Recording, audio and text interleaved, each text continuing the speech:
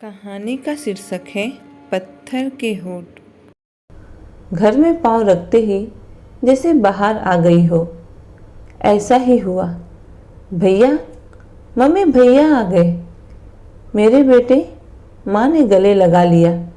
मैंने माँ को पांव छूकर प्रणाम किया। सामने से भाभी भी आ गई। मैंने उनके भी पांव छूकर उनसे आशीर्वाद लिया।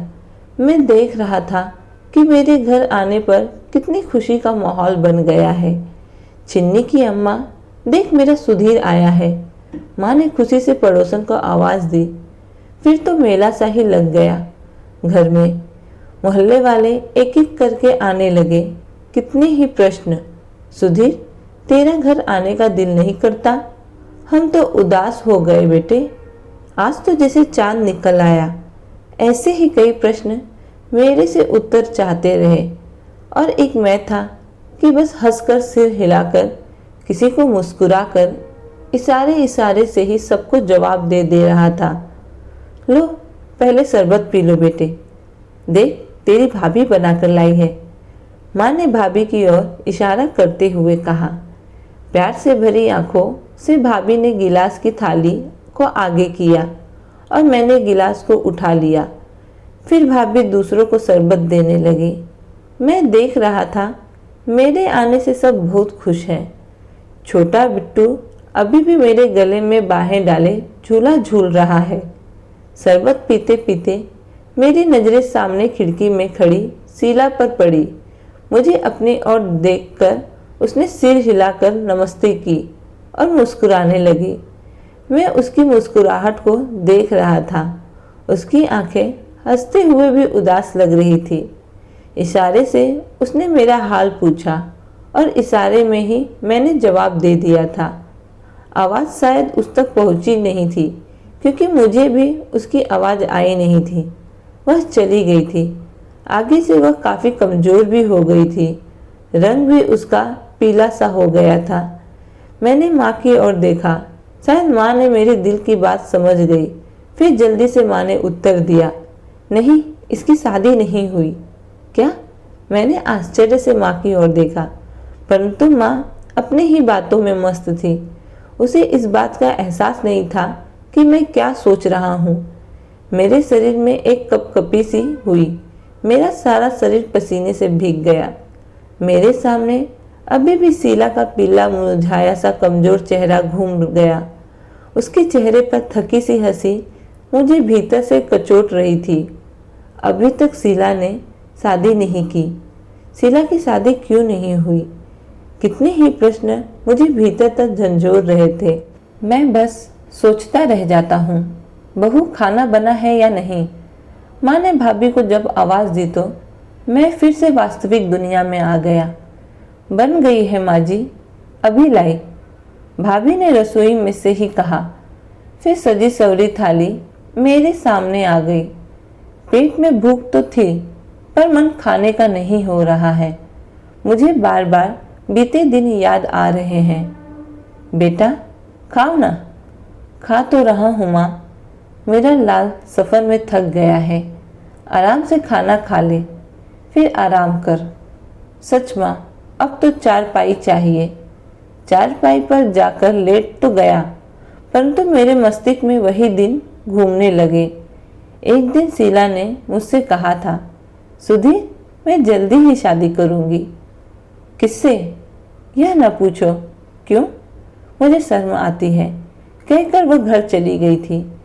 वैसे मुझे भी पता था, उसे भी पता था, मेरे भाई को भी पता था, मेरी माँ को भी पता था, उसकी माँ को भी पता था कि वह मेरी भाभी बनेगी। उसका ज़्यादा समय हमारे घर में ही कटता था। वह हमेशा हंसती रहती थी।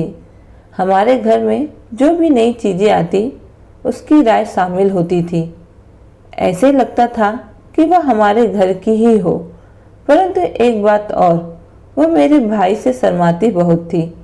कभी भी उसके सामने नहीं होती थी और हाँ, चोरी से अवश्य देखा करती।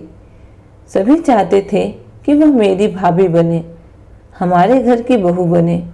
सभी जानते थे, सभी चाहते भी थे, बस दिल ही दिल में। परंतु संकोचवश बात होठ तक नहीं आई थी। समय गुजरा, समय के साथ साथ परिवर्तन होता रहा। हमारी उम्र का बढ़ना स्वाभाविक था।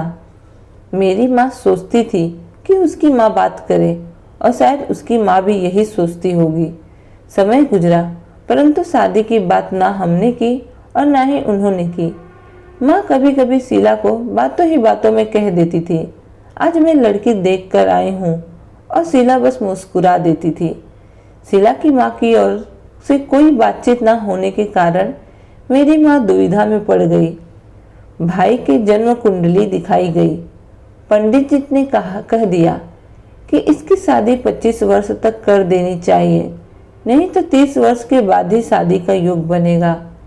संकोच में ही समय बीत गया। मेरी माँ ने एक लड़की को पसंद कर लिया। देखते ही देखते शादी की तारीख निकल गई और शादी का दिन भी आ गया। शीला वैसे की वैसी मुस्कुराती रही और कभी लंबा सांस लेकर बात करती थी, परंतु पत्थर के होठ नहीं खुले। शादी की बारात के साथ भी वह गई थी। सभी को अफसोस था, परंतु कोई भी किसी से नहीं बोला। संकोचवश सबके होठ जैसे पत्थर के हो गए। आधी रात को जब शादी के मंडप पर मेरे भैया के फेरे होने लगे तो अचानक मुझे कोई सामान लेने के लिए ऊपर के कमरे में जाना पड़ा। जब मैं ऊपर गया तो सभी सो रहे थे, परंतु मैं देखकर हैरान रह गया। शीला कमरे के बाहर अंधेरे में अकेले ही बैठी थी। मैं चुपके कदमों से उसके पास पहुंच गया। वो टिमटिमाते सितारे को देख रही थी। मैंने देखा उसकी आंखें भीगी हुई थी। मुझे लगा उन आंसुओं के पीछे मेरे भैया का चित्र डगमगा रहा है। शीला, मैंने आवाज़ दी। आप? वह चौंक गई और फिर हंसने का प्रयास करने लगी। मुझे पता था कि वह हंसने का अभिनय कर रही है। संकोचवश मैंने भी कुछ नहीं कहा। कमरे में घुटन थी। सोचा बाहर की हवा लेते हैं, और वह खिलखिलाकर हंस दी थी। मैं दिल मसोच कर नीचे आ गया था। मैं इन्हीं बातों में खोया था कि माँ की आवाज़ आई, बेटा दूध पी लो। मैं उठ पड़ा और हाथ में गिलास पकड़कर बैठक में आ गया। सामने की खिड़की खुली थी। खिड़की के सामने ही बिछे पलंग पर शीला लेटी हुई थी। बल्ब की रोशनी उसके चेहरे पर पड़ रही थी। उसकी छाती पर एक किताब उल्टी पड़ी थी। मैंने सोचा कोई किताब पढ़ रही थी और किताब पढ़ते ही पढ़ते सो गई होगी। इसकी अभी तक शादी क्यों नहीं हुई? मैंने माँ की ओर देखते हुए पूछा। उसे कोई लड़का ही पसंद नहीं आया। एक लड़का मैंने भी इसे बताया था, परंतु इसने कोई बात ही नहीं की। शीला करवट बदली। करवट बदलने से किताब नीचे गिर गई और देखकर मैं पत्थर हो गया। पलंग पर किताब में एक तस्वीर नीचे गिर पड़ी थी जो मेरे भैया की थी। मैंने भी देखा, माँ ने भी देखा, और फिर हम एक दूसरे को देखने लगे। अगर कहानी अच्छी लगे तो कहानी को लाइक और चैनल को सब्सक्राइब करना ना भूलना। धन्यवाद।